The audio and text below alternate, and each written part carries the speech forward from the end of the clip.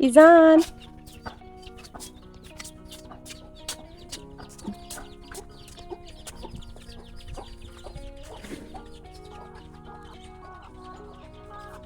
अहमद साहब आया हुआ है अपने दादा अबू की गाय भैंसे देखने।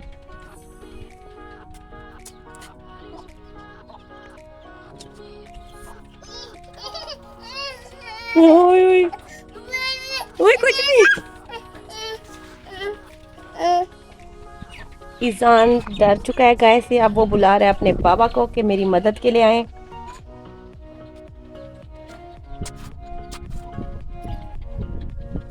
ईजान,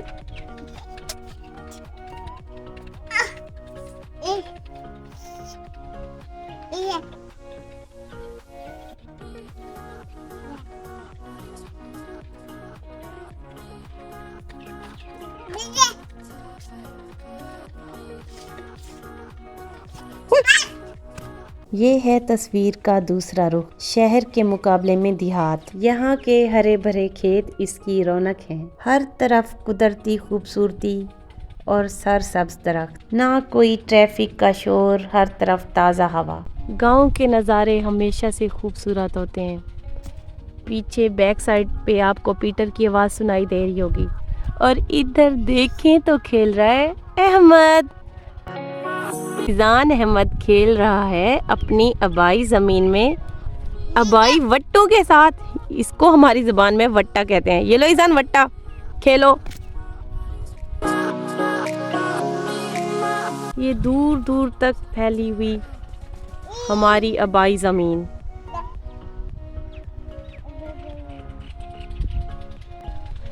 ये अब्बा जी ने मवेशियों के लिए कुछ चारा लगाया हुआ है। जी जी, वही मवेशी जो अभी मैं आपको क्लिप में दिखा चुकी हूँ।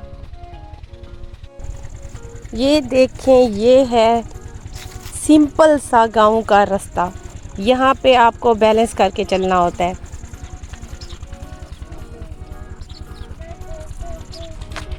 हर जगह पे ही छोटे रास्ते नहीं होते, कहीं कहीं रोड भी आ जाते हैं गांव में। आजकल क्योंकि धान की फसल का टाइम चल रहा है, तो आप गांव में हर तरफ धान की फसल देख रहे हैं। धान कहें, चावल कहें, सरी कहें, ये सारी वही फसल लगी हुई है। ये वाला चावल का पोर्शन ज़रा जल्दी लगाया था, तो अब इसकी कटाई हो रही है। ये पक चुका है। ये देखें, चावल की फसल की कटाई हो रही है, और काटने के बाद कितनी तरतीब से इसको रखा गया है। इसको काटना बहुत आसान है। इसको यहाँ से मुट्ठी से पकड़ के ऐसे दरांती से काटते हैं, और फिर ऐसे गुच्छा बनाते हैं।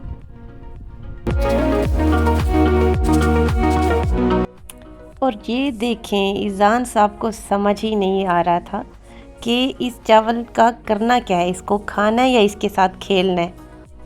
ईजान अहमद हो रहा है इरिटेट, तो चलें चलते हैं वापस रोड पे। क्या आपको मालूम है कि पाकिस्तान चावल बरामद करने वाला दुनिया का 5वां बड़ा मुल्क है। पाकिस्तान के बासमती चावल के तो क्या ही कहने, वाह, ये कैनात राइस लगे हुए हैं। अभी मोहम्मद मजा आ रहा है। मोहम्मद साहब आया हुआ है अपने दोस्तों के साथ ट्यूबवेल पे नहाने। ये देखें, ये है जानवरों का चारा, जो गन्ने की फसल की तरह छोटा छोटा काट के ज़मीन में लगाया जाता है। ये देखें, ये मामे की गन्ने की फसल। ये देखें, गन्ने इस तरह उगाए जाते हैं। गन्ने लवर्स अपने गन्ने उगते हुए देख लें। मेरी तरह धोखा मत खाएं, ये जानवरों के गन्ने हैं, मैंने भी पहली बार देखे हैं। कुछ दिनों बाद ये गन्ने इस शेप में आ जाते हैं। देखें, बढ़ते बढ़ते यहाँ वो छोटे से लगाए हुए गन्ने तैयार होकर चारा बन चुके हैं।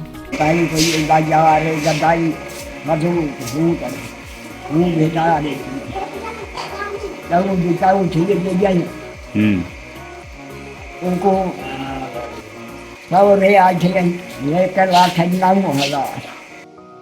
ये हैं हमारी बस्ती के बहुत ही प्यारे बुजुर्ग मामा इमाम बख्श खान।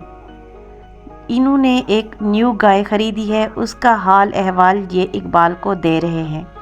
हम इनकी बहुत ही ज़्यादा इज़्ज़त करते हैं क्योंकि इन्होंने इकबाल को कुरान पाक भी पढ़ाया है। मैं बना रही हूँ चाय, बट देखते ही देखते आ गई बर्तन सेल करने वाली बाजी। चलें इससे थोड़ी बातें करते हैं। ये कितने का है? ये पता नहीं है, तोल के पता नहीं। चलें तोल के बताएं कितने का बनेगा? 600 का, 650। अच्छा, कितने किलो वाला है? 1400 रुपये किलो। नहीं, यानी इसमें 1 किलो दूध आएगा। मैं भी अपना इल्म आजमाती हूँ, इस बाल्टी को तोल के देखती हूँ। ये मुझे आधे किलो से थोड़ी कम लग रही है। यहाँ पे बना रहे हैं हम लोग चूरी। ये है चूरी की रोटी। चलो ऐसे इसको लगाएंगे।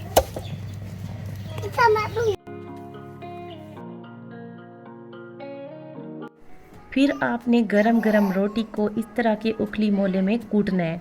अच्छा, चॉपर से आपको वो मज़ा चूरी का नहीं आएगा जो इस तरह के उखली मोले से आएगा। पिसी हुई रोटी को फिर आपने छान लेना है। बारीक अलग कर दें और मोटी अलग कर दें, इस तरह। फिर इसमें हम चीनी और गर्मा गर्म देसी घी डाल देंगे और फिर इसको मिक्स करेंगे।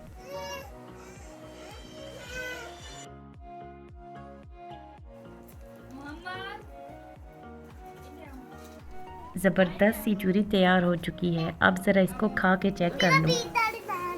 हो गई हमारे साथ बैड लक। मेरे से गाड़ी की गाड़ी में रह गई थी तो उसको निकालने के लिए शीशा तोड़ना पड़ा। हम अब जाने लगे हैं। मिंशा ले रही है अपना दादा अबू से प्यार। अब हम निकल रहे हैं अपने घर की तरफ गांव से। बाय बाय गांव। हमें बहुत मज़ा आया, मेरे बच्चों ने बहुत एंजॉय किया। मिंशा तो अभी तक रो रही है कि मुझे वापस नहीं जाना। ये देखें, ये अभी भी रो रही है दादा अबू के लिए। मिंशा, मिंशा दादा अबू के पास जाना है। अच्छा मेरा बेटा, कोई बात नहीं, हम वापस आएंगे, ठीक है? दादा अबू आ जाएंगे। दादा अबू ने कहा है ना मिंशा आप चलो, स्कूल जाना है आपने, फिर मैं आ जाऊंगा। दादा अबू ने कहा था दादा अबू ने। तो फिर दादा अबू आ जाएंगे। कल आएंगे तो आ जाएंगे ना, इसमें रोने की क्या बात है मेरा बच्चा। मेरी क्यूट गर्ल हो तुम तो। इधर देखो।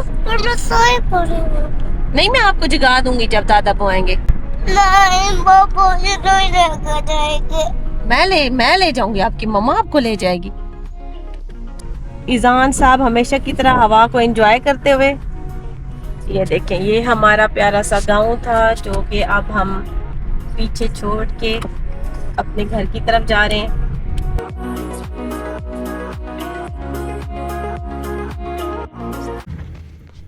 अब मैं जा रही हूँ अपने अबू की कब्र पे दुआए मग़फ़िरत करने। मैं जब भी डेरा गाज़ी ख़ान आती हूँ तो मैं अपने अबू की कब्र पे ज़रूर जाती हूँ। प्लीज़ सब मेरे अबू के लिए दुआए मग़फ़िरत कर दें। ये है कस्बा ममूरी। 5-6 किलोमीटर के रेडियस में जितने भी गांव हैं उनका ये सेंट्रल पॉइंट है। यहाँ से ज़रूरत की सब चीज़ें मिल जाती हैं और आसपास के सब गांव वाले यहाँ से अपनी चीज़ें लेने आते हैं, जैसे सब्ज़ी, फ्रूट्स या ग्रॉसरी। इवन यहाँ डॉक्टर्स वगैरह भी मौजूद हैं और अच्छी अच्छी अब हॉस्पिटल्स भी बन चुकी हैं। हम पहुँच चुके हैं कब्रिस्तान। कब्रिस्तान के साथ ही ये गवर्नमेंट बॉयज़ हाई स्कूल बंदोवानी है और इकबाल हुसैन मेरे हस्बैंड की मैट्रिक भी इसी स्कूल से है। कब्रिस्तान से होने के बाद अब हम चल रहे हैं डेरा गाज़ी ख़ान। मामूरी बहुत पुराना कस्बा है।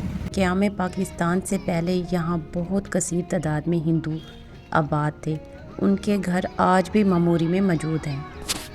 हाल ही में सोशल मीडिया पे एक वीडियो वायरल हुई थी जिसमें एक इंडियन बाबा सराइकी में मामूरी के बारे में बात कर रहे थे। वो मामूरी से ही थे। उत्था कित्थे रहंदे आवे तुसा? ममूरी शहर था। अच्छा। बस्ती थी जी हाँ। आधी ममूरी वैसे थी हमारी औलाद की सारी मदानों की। अच्छा। और गांव पैसे ज़मीन भी हमारी थी, वो आधी ज़मीन में, हमारी ज़मीन में तो हिंदू रहते थे सारे, जी। जितनी हिंदू बस्ती थी। और जो आधी ज़मीन थी एक जेलदार की, वो जेलदार के मुसलमान रहते थे सारे, वो अलग। जी जी। अलग हम असा अलग से वो अलग आई। अच्छा, क्या नाम आई जेलदार दा? जेलदार का नाम आई गुलाम हैदर। गुलाम हैदर। हाँ। अच्छा, लेकिन आपसी भाईचारा आई? आपसी भाईचारा बहुत है, मानता था जो हमारा दादा कह देता था तो इतनी मानता थी। कितने साल दे आवे तुसा उत्था? मैं 44 में 8वीं की थी उत्थे। अच्छा। 44 से 8वीं की थी। केड़े स्कूल तो? बंदवाने। अच्छा। बंदवाने स्कूल है 8वीं की थी से मास्टर ताल्लुक ने। अच्छा, उस्ताद हैं तोड़े? हाँ उस्ताद हैं, वो थे अफ़गानिस्तान के। अच्छा। वो अफ़गानिस्तान का था, मास्टर ताल्ला जी हाँ। अफ़गानिस्तान का था। वो था उसका बलूचिस्तान का, अफ़गानिस्तान का नहीं, बलूचिस्तान का। बलूचिस्तान। हाँ, बलोच सारे हमारे जोते थे, मुजहरे थे। अच्छा। ज़मीन जोतते थे। 500 बीघा ज़मीन थी हमारे पास। आधी ज़मीन में तो पानी खड़ा रहता था, इतना इतना। अच्छा। आधी ज़मीन हम बोते जोते थे, फिर भी एक आधा हिस्सा कप्पर हो जाता था या आधा हिस्सा बंजर हो जाता था। फिर दूसरे साल उसको जोतते थे, उसको हटा देते थे। अच्छा। फिर खजूर थी, खजूर चुनते थे हम, खजूर भी चुनते थे। फिर मैं कोई 6-7 महीने रहा, फिर मैं तहसील आ गया डेरा गाजी खां। तहसीलदार का नौकरी करनी शुरू कर दी। अच्छा, डेरा गाजी खां। हाँ, डेरा गाजी खां।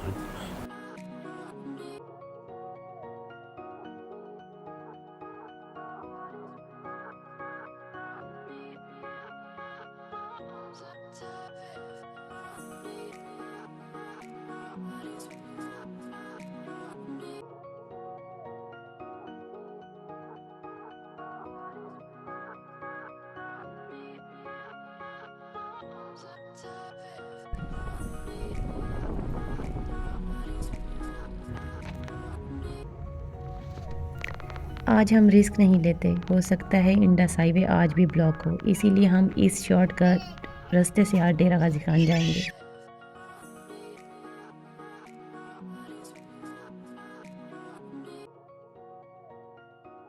अब हम पहुंच चुके हैं डेरा गाजी खान। ये रहा सबका जाना पहचाना संगम टावर। अब मैं कहाँ जाऊँ, किसके घर जाऊँ? अम्मी के घर, खाला के घर, फूफो के घर, दूसरी खाला के घर, चाची के घर, मामी के घर। चलें, ये मैं बताऊँगी नेक्स्ट व्लॉग में। तब तक बाय बाय।